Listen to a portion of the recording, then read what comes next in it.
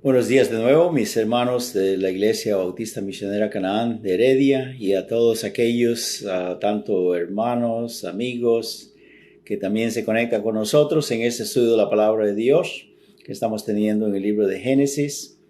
Bendiciones para todos.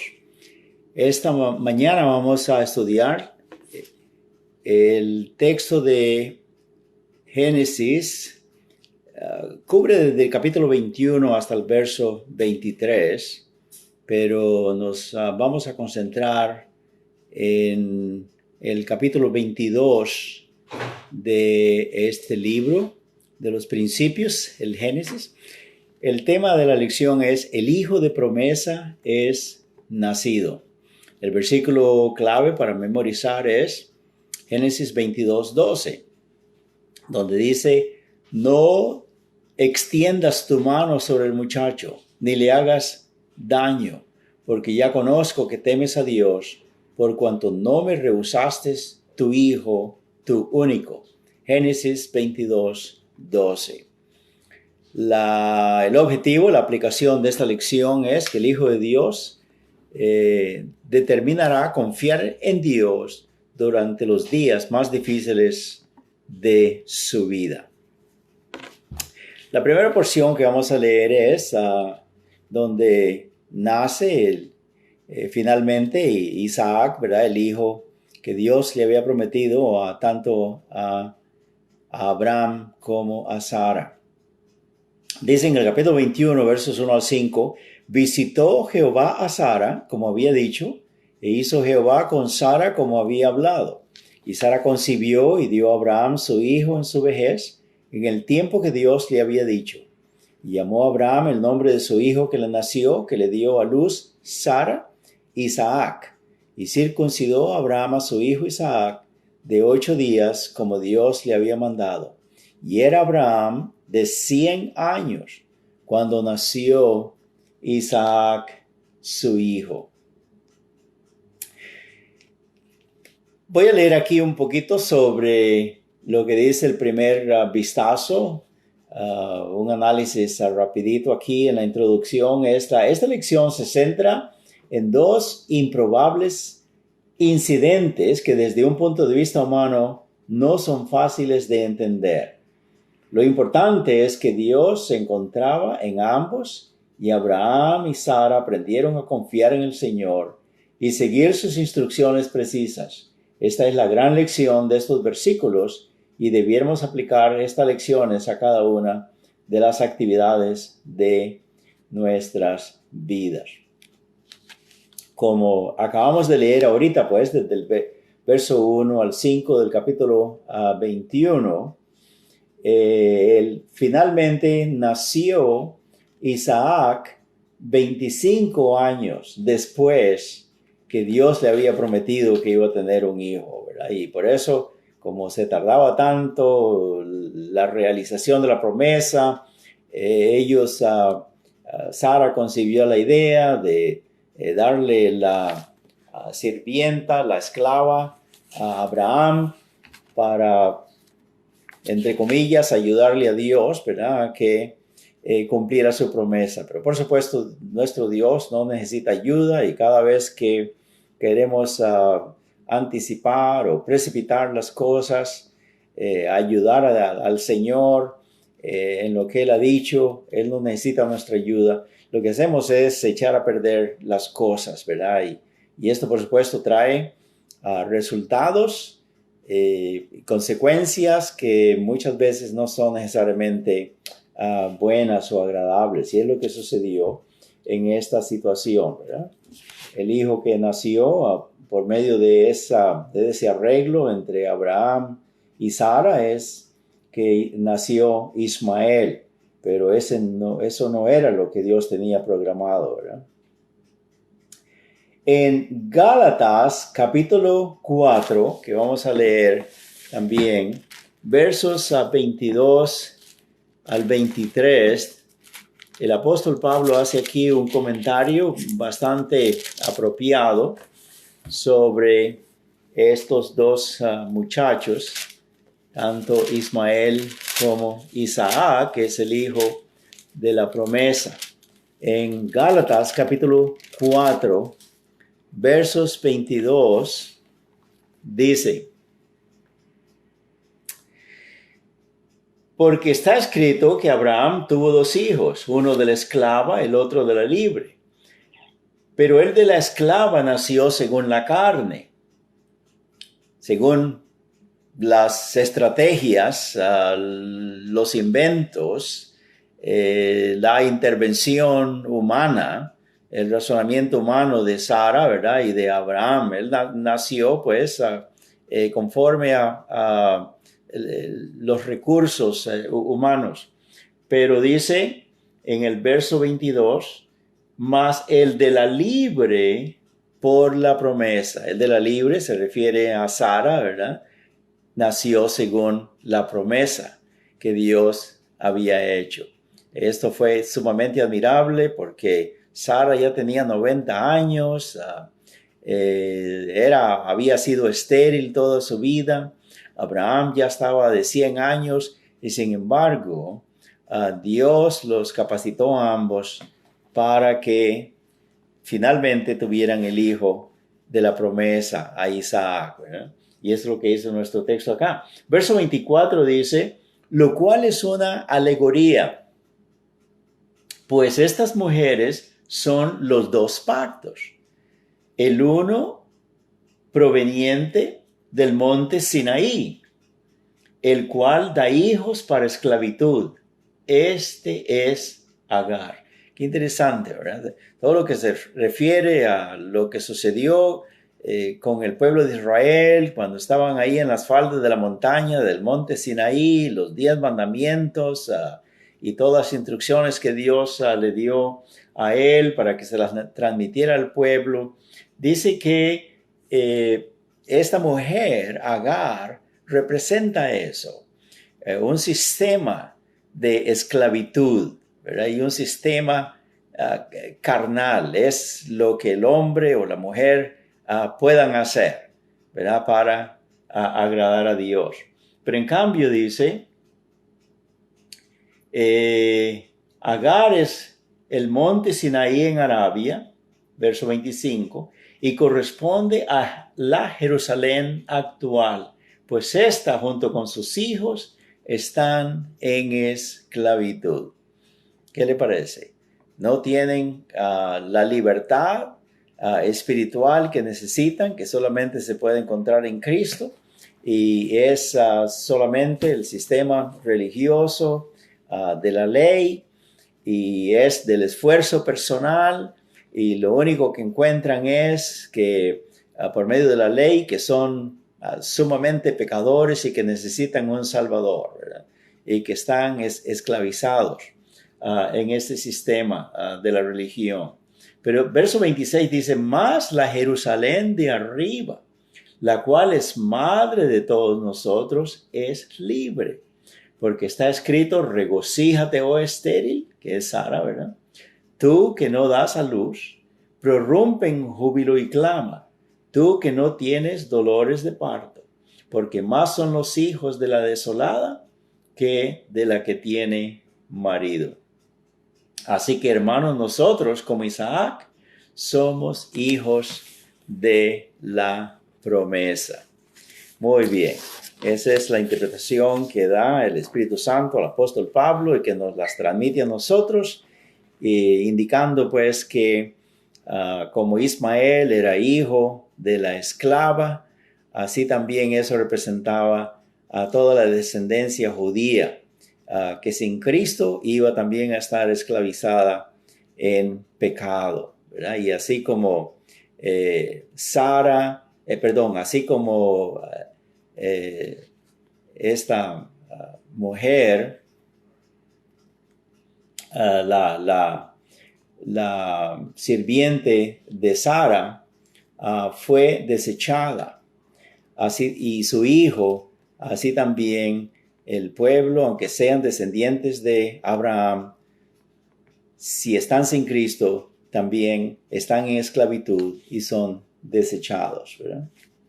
Muy bien. En el capítulo 22, versos 1 al 14, 11 al 14 dice: Entonces el ángel de Jehová le dio voces desde el cielo y le dijo: Abraham, Abraham. Y él respondió: heme aquí. Y dijo: no extiendas tu mano sobre el muchacho, ni le hagas nada, porque ya conozco que temes a Dios, por cuando no me rehusaste tu hijo, tu único. Entonces alzó Abraham sus ojos y miró, y aquí a sus espaldas un carnero trabado en un zarzal con sus cuernos, por sus cuernos, y fue Abraham y tomó el carnero y lo ofreció en holocausto en lugar de su hijo. Y llamó a Abraham el nombre de aquel lugar: Jehová proveerá. Por tanto se dice hoy: en el monte de Jehová será provisto. Me van a disculpar acá, me pasé al tercer punto de la lección, brincando del primero, sin tomar en cuenta el segundo, ¿verdad? Antes de eso, vamos a leer lo que correctamente debería de seguir. Dice acá en Génesis 22, verso 1, 2, 7 y 8. Aconteció después de estas cosas que probó Dios a Abraham y le dijo: Abraham. Y él respondió: heme aquí. Y dijo: toma ahora tu hijo, tu único Isaac, a quien amas, y vete a tierra de Moria, y ofrécelo allí en holocausto sobre uno de los montes que yo te diré. Entonces habló Isaac a Abraham su padre, y dijo: Padre mío. Y respondió: heme aquí, mi hijo. Y él le dijo: he aquí el fuego y la leña, mas ¿dónde está el cordero para el holocausto? Y respondió Abraham: Dios se proveerá de cordero para el holocausto, hijo mío. E iban juntos. Dice acá en la revista trimestral, la de estudio: algunos 20 años han transcurrido entre el capítulo 21 y el 22. Durante todos estos años, Abraham, Sara y todos los de su casa habían vivido felizmente al ver a Isaac crecer a la edad adulta. Ahora, como un trueno que se deja escuchar en un cielo completamente azul, Dios hace una petición increíble a Abraham. La Biblia dice específicamente que esta era una prueba. Jesús declaró que el mayor mandamiento: amarás al Señor tu Dios con todo tu corazón, con toda tu alma y con toda tu mente. La palabra de Dios era específica. Abraham debería llevar a Isaac, su único hijo y amado, a una montaña remota y ofrecerlo en sacrificio. Es imposible leer estas palabras y no pensar que Dios permitiría que su hijo unigénito fuera a la cruz a morir por nuestros pecados. Hermanos, esto, por supuesto, es quizá el evento predominante en la vida de Abraham, que Dios, después de haberle dado el hijo, ya siendo él un muchacho, parece que por lo menos tiene unos de entre 22, 25 años de edad, es un mozo ya bien desarrollado, y ahora Dios se lo pide y que se lo sacrifique.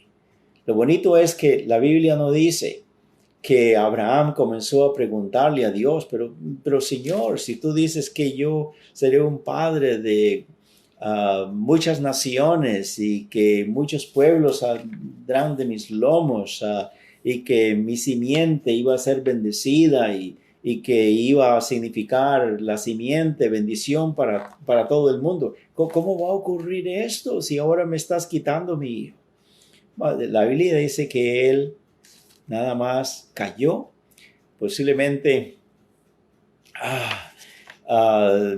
se turbó, sus emociones se conmovieron, pero él inmediatamente siguió confiando en Dios.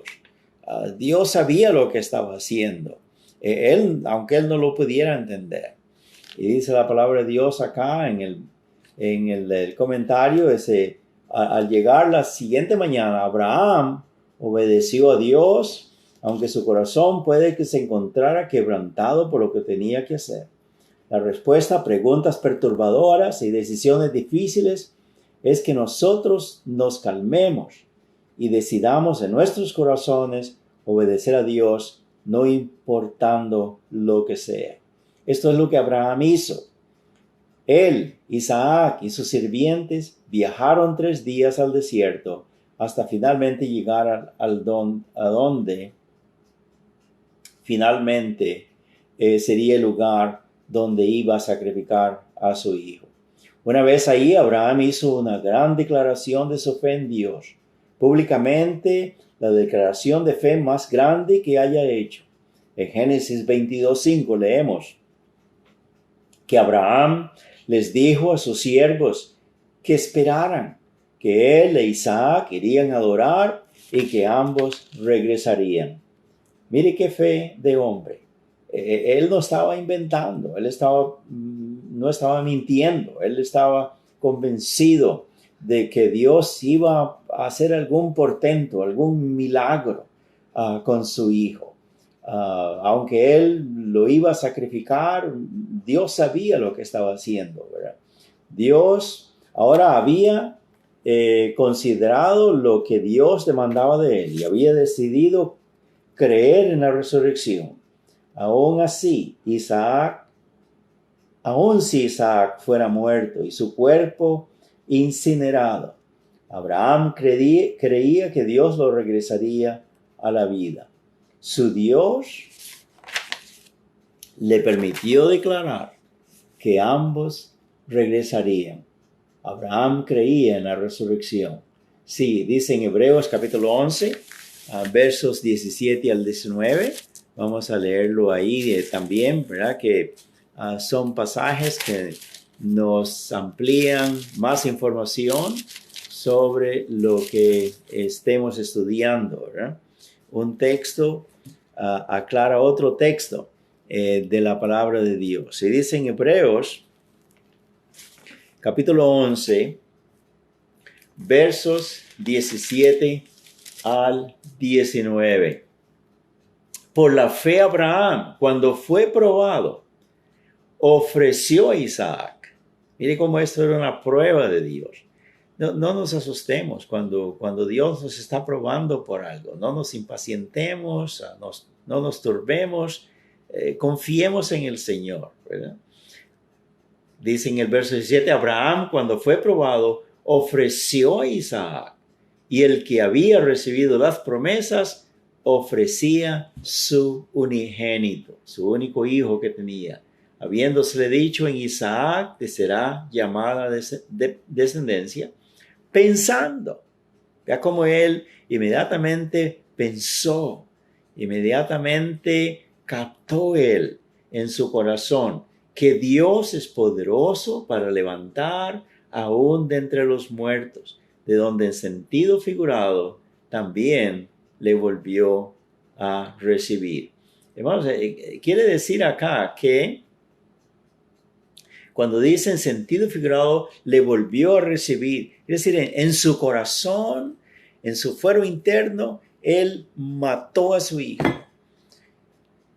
Cuando Dios le paró la mano para que no le llegara el cuchillo completamente hasta su cuello, para degollarlo y para matarlo, él en su corazón había mirado ya a su hijo muerto, pero confiando que Dios también le daría de nuevo la vida. Mire que dice en el comentario hasta, aun si fuera incinerado, porque por supuesto la leña estaba ahí prendida, había llamas, él ya estaba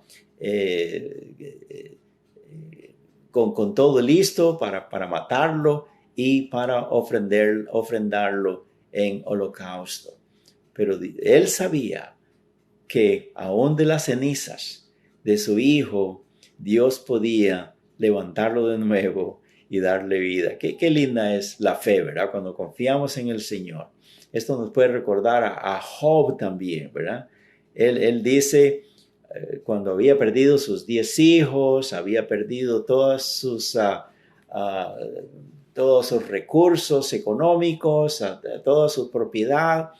Sin embargo, y con tanta sarna y con tanto dolor y con tanta angustia y sin entender por qué pasaban esas cosas, él decía en respuesta a sus amigos, refutándoles que no era por pecado, que ellos no sabían, que injustamente lo estaban acusando. Dice, Dios me conoce, yo estoy bien delante del Señor, pero aunque Él me mate, en Él esperaré. ¡Wow! ¡Qué linda es ese grado de fe, de confianza, de entrega completa a nuestro Dios! Y a Él le agrada eso. La palabra de Dios dice, sin fe es imposible agradar a Dios, porque los que se acercan a Él es necesario que creamos que Él existe, que Él de verdad es, que cumple lo que dice, que podemos confiar en Él. Y dice que es galardonador de los que en Él esperan. A Dios le agrada que confiemos en Él y luego Él nos recompensa por esa fe que ponemos en Él. Amén. Muy bien.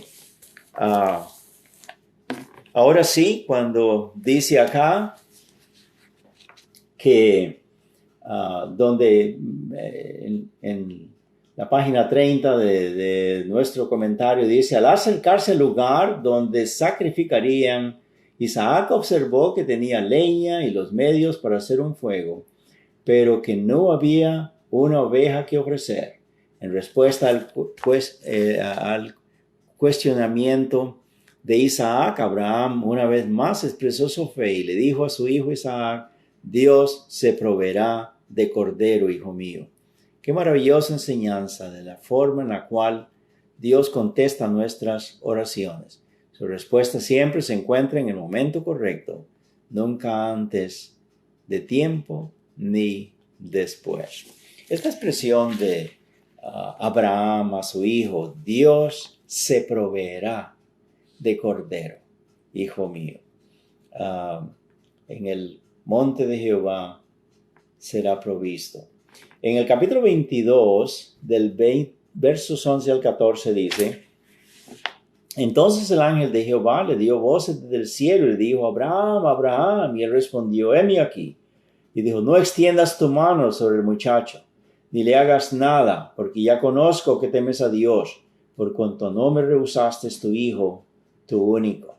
Recordemos que este es el texto de memorizar, ¿verdad? De 22:12. Entonces alzó Abraham sus ojos y miró, y aquí a sus espaldas un carnero trabado en un zarzal por sus cuernos. Y fue Abraham y tomó el carnero y lo ofreció en holocausto en lugar de su hijo. Y llamó a Abraham el nombre de aquel lugar, Jehová proveerá. Por tanto se dice hoy, en el monte de Jehová será provisto. Sin ninguna duda, Abraham actuó en completa fe. Había demostrado que se encontraba dispuesto a confiar en Dios completamente, no importando lo que Dios demandara de él. La prueba había finalizado y Abraham la había pasado la prueba. Dice la palabra de Dios, sí, que el ángel de Dios, y esto creemos que es una teofanía, una cristofanía, es el Señor Jesucristo mismo ahí, parando a Abraham y creyendo, ¿verdad? Que Dios estaba, por supuesto, completamente convencido, ¿verdad? De que Abraham tenía absoluta fe en él, amén, ¿verdad?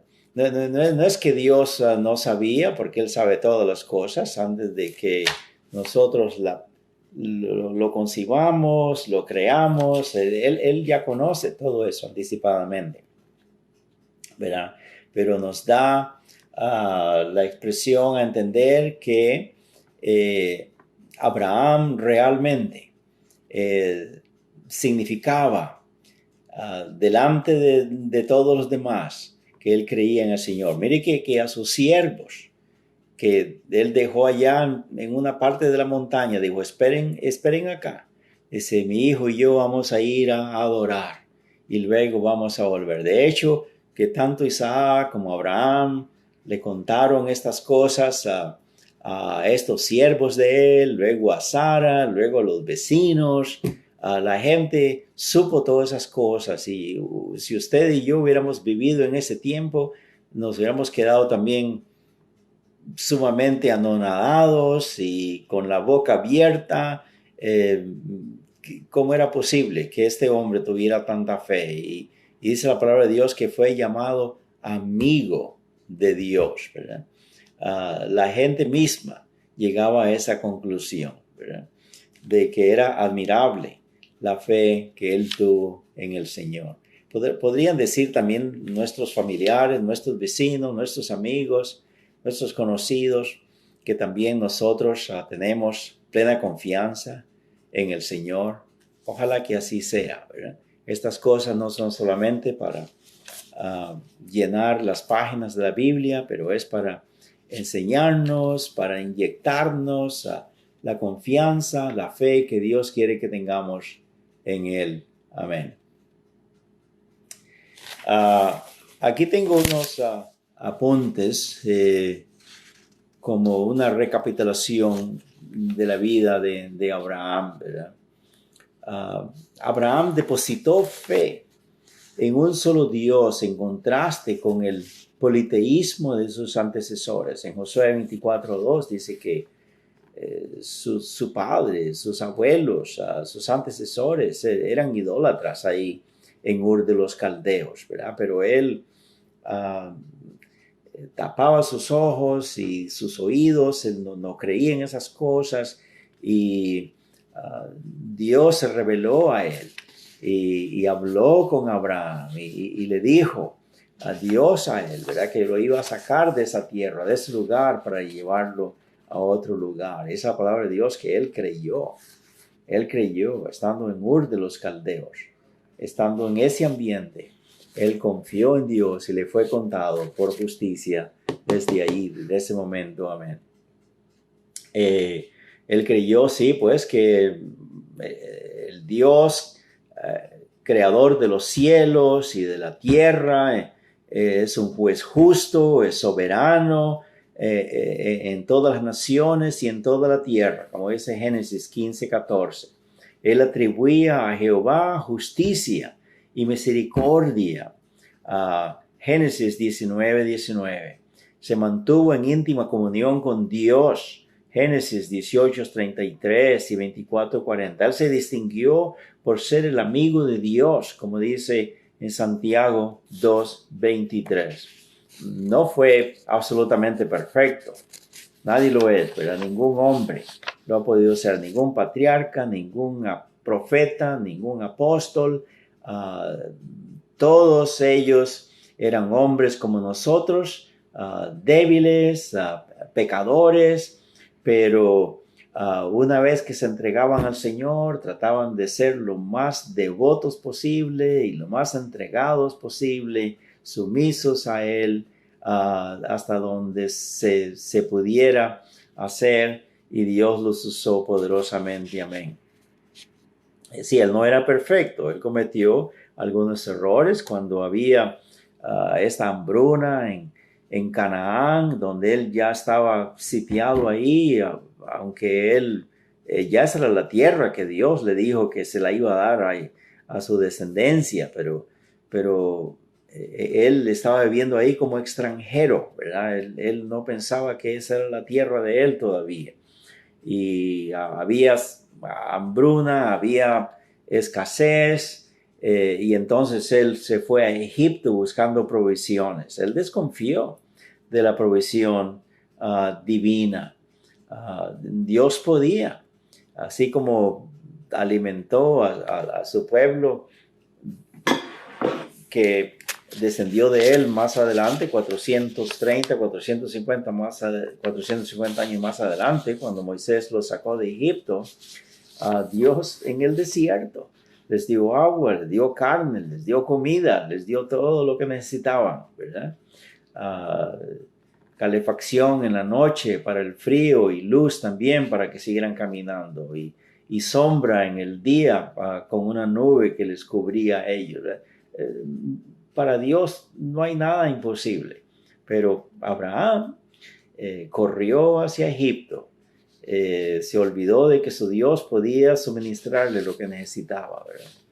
Bueno, él también fue egoísta y mentiroso al anteponer su seguridad personal en vez del honor de su esposa, ¿verdad? Porque era muy bonita y él tenía temor. Dice, cuando lleguemos ahí, entremos ahí por las puertas de la ciudad, los hombres van a comenzar a mirarte y van a querer hasta matarme a mí si saben que soy tu esposo, ¿verdad? Y ellos mintieron, él mintió diciendo que era su hermana, ¿verdad? Y esto trajo también una gran reprimenda de parte del rey en ese lugar. Pero lo maravilloso de nuestro Dios es que no obstante los errores de Abraham, y no obstante los errores y la infidelidad nuestra también, nuestro Dios todavía nos da una y otra vez la oportunidad de enmendar nuestras faltas y continuar en nuestro servicio a Él, ¿verdad? Abraham, más o menos, vivió como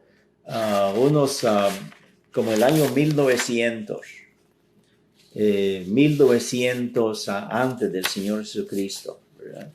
Y es un hombre sumamente admirable, gloria al Señor, ¿verdad? Como una palabra final que podemos mirar acá es Abraham, él desconocía en qué terminaría todo esto, ¿verdad? En la vida de él. Pero él creía que Dios haría lo mejor para con él. Él nunca leyó Romanos 8:28, ¿verdad? Que dice, a los que aman a Dios, todas las cosas les ayudan a bien. Esto es, los que conforme a su propósito son llamados para que seamos hechos conforme a la imagen de su Hijo. No estaba eso escrito en la Biblia todavía, pero él creía de esa manera. Tampoco leyó Efesios 2:10, que dice que somos creados en Cristo Jesús para buenas obras, las cuales Dios preparó de antemano para que viviéramos en ellas. Pero él vivió como que si conocía ese texto. Tampoco nunca leyó Hebreos 11:6, que dice, sin fe es imposible agradar a Dios, porque es necesario que los que se acercan a Él crean que le hay y que es galardonador de todos los que le buscan, ¿verdad? Gracias a Dios nosotros tenemos todos esos textos tan preciosos. El poder que Dios nos otorga para vivir como sus hijos, obedientes, sumisos y llegar a ser hasta hazañas grandes, lograr hazañas grandes por el poder de Dios. Es el mismo poder que recibió Abraham. La palabra de Dios nos dice, sí, que también nosotros podemos llegar a tener ese poder, ¿verdad? Por ejemplo, vamos a ver un texto en Romanos, capítulo 8, Romanos capítulo 8, verso 11 dice, si el espíritu de aquel que levantó de los muertos a Jesús mora en vosotros, el que levantó de los muertos a Cristo Jesús vivificará también vuestros cuerpos mortales por su espíritu que mora en vosotros. Hermanos, esto no está hablando de que cuando moramos el Señor Jesús nos va a resucitar así como resucitó a Cristo. Lo que está diciendo es que antes de que moramos, antes de que seamos resucitados, el poder de Dios que Dios usó para levantar de los muertos a Jesús, para darle vida, levantarlo y liberarlo del poder de la muerte. Dice, si ese mismo espíritu mora en nosotros, el espíritu de Dios, el que levantó de los muertos a Cristo Jesús, Dios su Padre, ¿verdad? Dice, vivificará también vuestros cuerpos mortales. Son cuerpos mortales, pero todavía estamos en vida. Entonces, mientras estamos en vida, el Espíritu de Dios, la palabra de Dios, puede inyectar en nosotros ese mismo poder que se operó en Cristo. Hermanos, esto es maravilloso, ¿verdad? Dice, por su Espíritu que mora en vosotros. Así que estando vivos, estando nosotros ahorita, antes de morir, ya salvos, llenos del Espíritu de Dios, llenos de la palabra de Dios, podemos tener fe, tal fe que podemos lograr cosas grandes para nuestro Dios, así como Abraham, así como Pablo, así como otros profetas, otros héroes de la fe y heroínas también, hombres y mujeres que fueron ejemplares en cuanto a la fe. Para que miramos que este texto significa esto que estamos diciendo, que esto es mientras estamos ahorita en vida, antes de morir. Dios quiere que se incremente esa fe, que haya poder, el poder de Dios en nosotros, para que también hagamos las cosas que agradan a Dios y que a nosotros quizá nos parecen imposibles. Mira lo que dice en Filipenses capítulo 3, dice en el verso 9, dice Pablo, quiero ser hallado en Él, hallado en Cristo, no teniendo mi propia justicia que es por la ley, sino la que es por la fe de Cristo, la justicia que es de Dios por la fe. Está hablando de su salvación. La ley no le pudo salvar, no pudo cambiarle, pero ahora con la fe de Cristo, ahora sí, Él sabe lo que es la justicia de Dios, lo que es ser justificado y salvo por la fe en Cristo. Y dice, como segundo paso, ahora a fin de conocerle, a fin de conocer más de su Salvador, del poder de su Señor y el poder de su resurrección. ¿Ves lo que dice allá en Romanos 8:9 que acabamos de leer ahorita? Dice, el poder de su resurrección.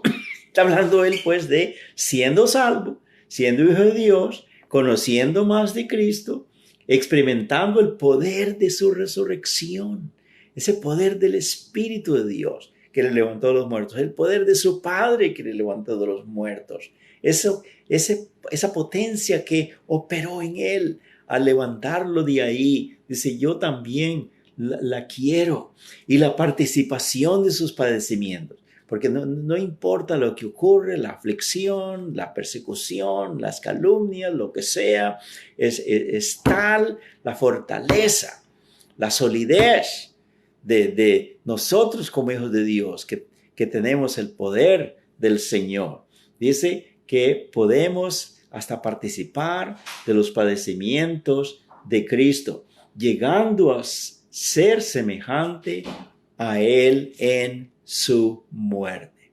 El Señor Jesús no se quejó, dice la palabra de Dios, que como oveja fue llevado al matadero.